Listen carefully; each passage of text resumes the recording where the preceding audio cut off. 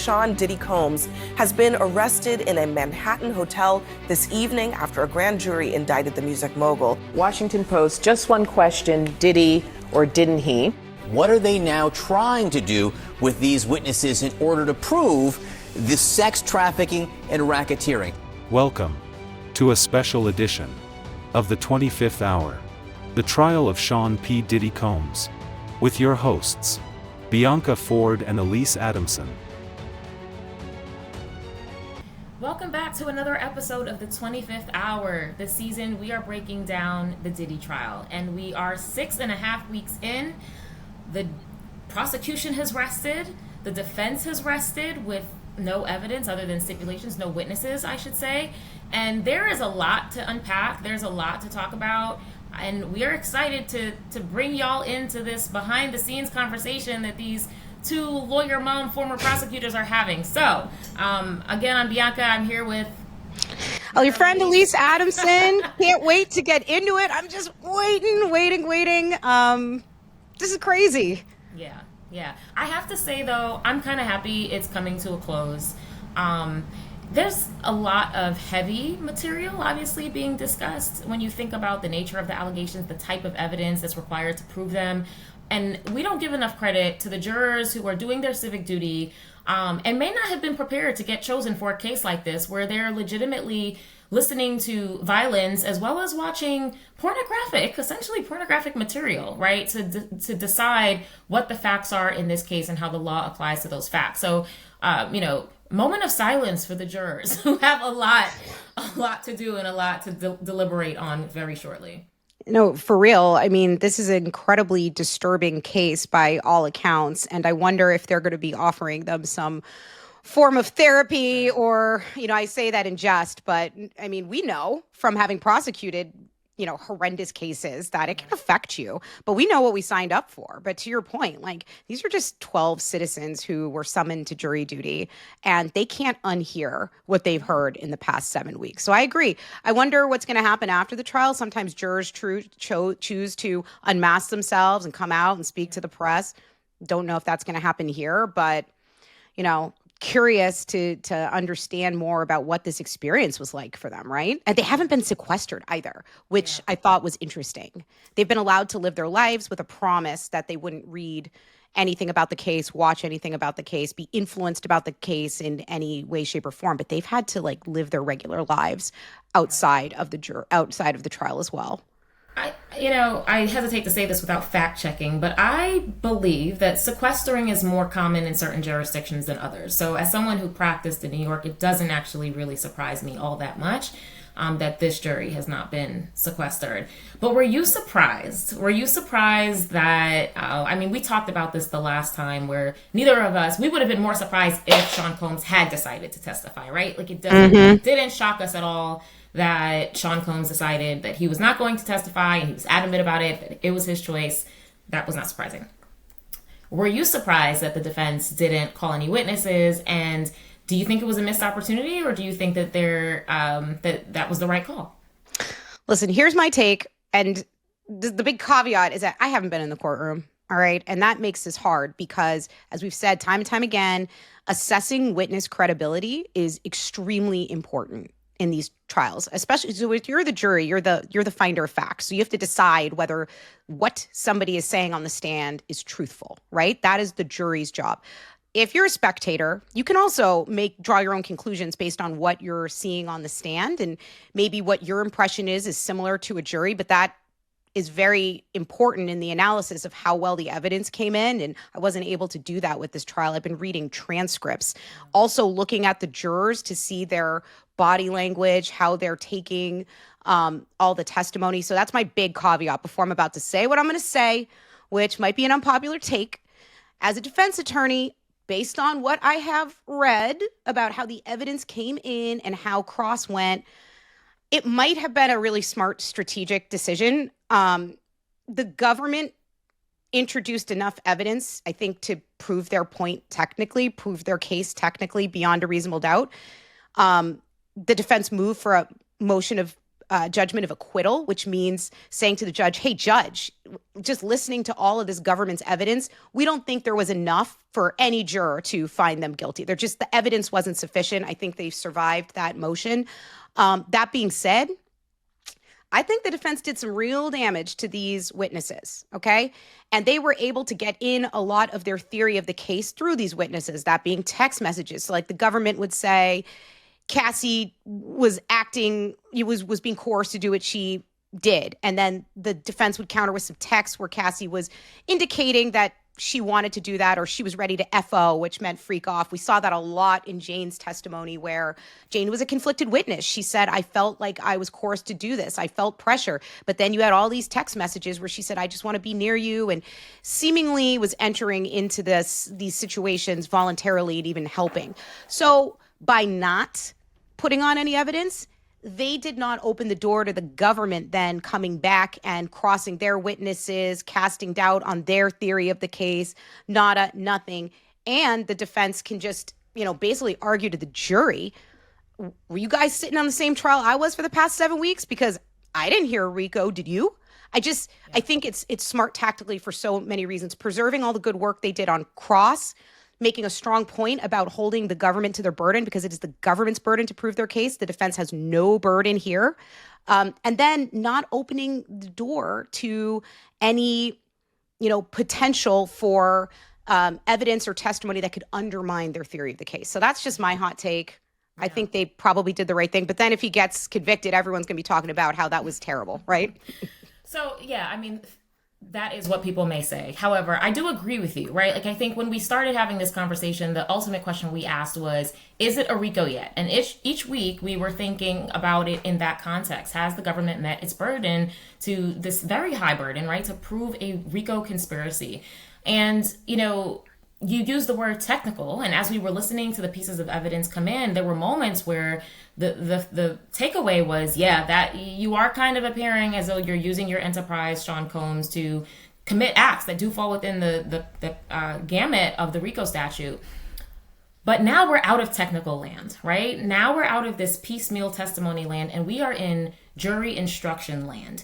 And right now, the parties and the defendant and the court are all together at what they're calling a charging conference to decide and finalize the jury instructions that are going to be presented to the jurors. And I don't know how you felt about jury instructions, Alyse, but when I was in trial, it was one of my favorite parts, because this is where you are getting the rules of the game together. It is extremely strategic. You want to make sure that there is no ambiguity in what you are asking the jurors to do. And, if you ever read jury instructions, you'll start reading it and you're like, oh yeah, this was written for the prosecution. And then you get to the end and it's like, oh no, this really is a balanced instruction. And you are trying to achieve balance, but each side is obviously striving to erase any ambiguity that could negatively impact them, right? And what we know is that last night, the government submitted a letter that includes some of their proposed jury instructions, or the rationale behind some of their proposed jury instructions. And what is notable is that the government has backed off of certain theories for the RICO case. So remember, with the racketeering statute, the government has to prove 2 racketeering acts that are continuous and related. And they need the jurors to be unanimous, right, on 2 of those acts. They need the jurors to be unanimous. And they have previously provided a number of different racketeering acts: kidnapping, arson, aiding and abetting sex trafficking, actual sex trafficking, forced labor, extortion, bribery. They gave them a plethora of a smorgasbord of crimes. Right? And they have decided that in streamlining their evidence, and, the letter didn't say this, but obviously they have doubts about whether or not they've met all of the elements of the predicate acts, because they have to prove the elements, right? Like, part of this is the jury has to decide unanimously that they have met the elements of 2 predicate acts. So the government has decided that they are pulling away from kidnapping. That was Capricorn Clark being taken from her apartment at gunpoint to be a part of the Kid Cudi incident. They're backing off of arson or attempted arson with respect to Kid Cudi's car, arguably because they didn't adequately link Sean Combs to it. And they're backing off of aiding and abetting sex trafficking, which makes complete sense to me because it seems superfluous and confusing to even have aiding, abetting sex trafficking. Because he's independently charged with sex trafficking. Independently charged with sex trafficking. So, they're backing off of those theories, and what's left is bribery, extortion, sex trafficking, and forced labor. And this is where the jury instructions come in, because in their letter last night, you can see the government recognizing where some of the holes are, right? And some of the potential gaps and some of the opportunities for confusion are. And they're trying their best to kind of correct and foresee where that ambiguity can cause them some problems. And just to correct the record real quick, I read something that said that the parties write the jury instructions. That's not completely accurate. Courts have jury instructions, model jury instructions, almost template jury instructions. And what's happening at this point is the parties are looking at what's there and deciding how they want to refine it. And not out of thin air, but largely based on the law. So the government's letter is citing Second Circuit, which is the highest court in New York, Second Circuit precedent to decide where we need to make adjustments, because courts in the past have decided that there's potential ambiguity here. So really, really fascinating part of the case. I just find it fascinating that you found the jury instruction process like the most exciting part of trial. I didn't say the most exciting, one of the most. I think it's a very important part of trial, but I want to get in there with my boxing gloves in the ring. Give me an opening statement, give me a good cross, but man, I'm going to be honest, like when it was time to instruct, I was always like, oh, do we have to go through this? And it is important. I mean, listen, instructions can make and break a case, because that is how the jury understands their duty. And the jury, if they're a good jury, which they all should be, they are going to be combing through those instructions, referring back to them during their deliberations. So you got to get it right. So I agree with you, but it was like a very academic exercise for me. Maybe that's why. Maybe I was always those kids that didn't like the academics. I'm like, let me perform for the jury. But you're right. You go through it, and then you also have to argue to the court about why certain proposed instructions or additions or subtractions should be incorporated into those final jury instructions. And the defense is going to object. We had that all the time. And how about the defense? The defense is going to try to put some stuff in. I remember there was one argument in court where the proposed instructions were just absurd. Like, it made no sense. And the judge said, well, why don't we just pronounce your client innocent? They said that to the defense attorney. It was a PDS attorney. And she goes, well, that would be nice. Let's get as close to that as we can, Judge, with these extremely biased, unbalanced That's what we're trying to do. That's what we're trying to do. So it is a critical stage, and I'm sure that's why they needed a whole day. The jury isn't even coming back until tomorrow, because they're going to be duking it out all day for these polished instructions. I also find it interesting that they dropped the kidnapping and the arson. The arson, I said at the time, I'm like, ugh, like, we know he did it. No one else had motive to get that guy's car blown up, but the government did not, in my opinion, piece it together sufficiently. The kidnapping, I'm surprised. Like, I would really benefit from going and reading the transcript from Capricorn Clark, because being taken from your apartment at gunpoint and driven somewhere sounds like kidnapping to me, but there must have been something in the testimony that, like, suggested that even though he had a firearm, she went willingly, or maybe he wasn't brandishing. I really don't know. It's hard for me to speculate, but I was a little surprised about that one. But the other ones that stayed in there, those predicate acts, I think the government knows that their evidence is tight. The bribery all day long, admitted to taking that $100,000. The forced labor, we have Mia talking about working 24 hours a day. So I agree with you. It's kind of like, why roll the dice there when you need unanimity, which means like you said, Bianca, the entire jury needs to decide on 2 acts. Why make it hard for them with these things they may not have proved, and just keep the strongest predicate acts in where the evidence came in as they had expected. So I totally agree with you there. Yeah. But, I think it's interesting, right? If you look at what the government is doing with their letter in terms of trying to strengthen some of these remaining predicate acts, one of the things I think the government recognizes they're going to struggle with is sex trafficking. And they've proposed some instructions regarding things like the defendant need not necessarily be compensated or receive anything of value. The prior consensual sexual acts do not foreclose the ability to thereafter be sex trafficked, things like that. And what the jury, I think, may struggle with is the fact that they're going to have to separate. They're going to have to decide that duress, right? Like, to the extent they believe that Mia and Jane, well, not Mia more so, but Jane and Cassie Ventura we're under duress, right? And that Coerced. we're coerced, right? And one of the jury instructions that the government is requesting is that the fact that they may have received some compensation also, right, does not mean that they were not coerced. So they're asking for all of these jury instructions. But one of the things I think the jury may struggle with is, if we find coercion, does it apply holistically, right? Does it apply even in those moments where we have text messages where Cassie and or Jane are expressing interest, right? Are setting it up, are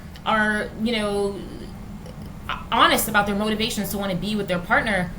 And I think this is going to be a challenge because some of the language from the jury instruction, one template instruction, if it makes it in, is that sporadic and widely separated or isolated criminal acts do not form a pattern of racketeering, right? So it's going to be interesting how that language appears in the jury instruction and what the jury does with it, and how both sides deal with this piece. If I'm the defense, I'm pulling that language out all day in my closing argument. I'm starting where I ended, which is, we told you, our defendant, our guy, not a great guy, abusive, terrorizing to a degree. But that is a far cry from a RICO conspiracy, and here is why. So I would love to be in New York for these closing arguments, Alyse. I really, really would. And if they were next week, I might go. I mean, listen, all closing arguments are, if you have a skilled attorney, and in these high profile matters, you always do, but they are going to be closing like their life depends on it. Like from the government, this is going to have to be the strongest closing in history. I know that's that's an overstatement, but also not really, because the case is so complicated, because you have these split motives and you do have these potential biases. I mean, that's where we talk about the compensation, and it's hard, and you have to really make the jury understand how two things can be true at the same time. The defense, I think, now has a slightly easier job because their narrative is very easy to understand, on the other hand. And I think their cross has been very effective, but they also need to close like their client's life depends on it, because it does. He's facing life in prison. And I'm a defense attorney now. That would really scare me. Even if I thought my case was going well, the stakes are so high that you have to make sure that you have thought of everything, because the defense only has one opportunity to close. The government is able to put on an initial closing argument, and then they can have a rebuttal argument. They can come back and say, well, defense said this, X, Y, and Z, because they have the burden. Defense can only speak to the jury one time. So they got to make sure that they have it right, tight, and that they have anticipated everything that the government is going to say. And that is no easy task. I know this defense team is up for it, but that doesn't make it any less difficult. Yeah.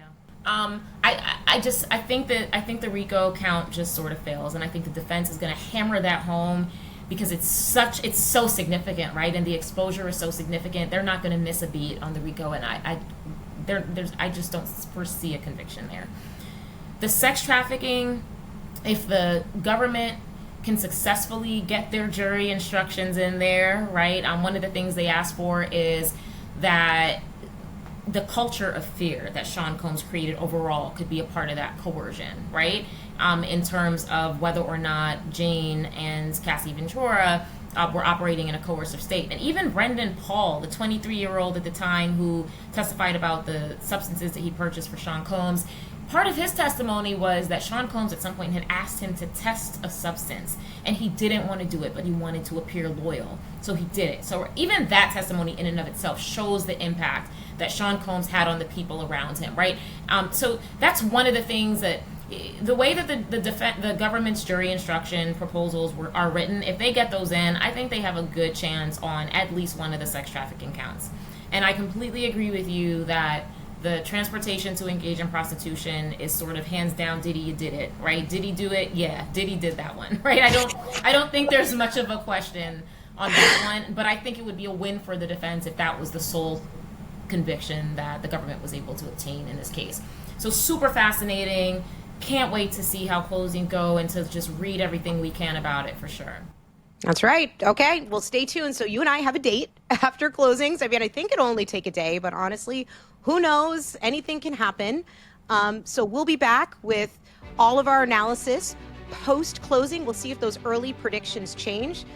If you like what you heard here, of course, go ahead, hit like, subscribe, so you can be notified as soon as our next episode drops, because this thing is happening in real time.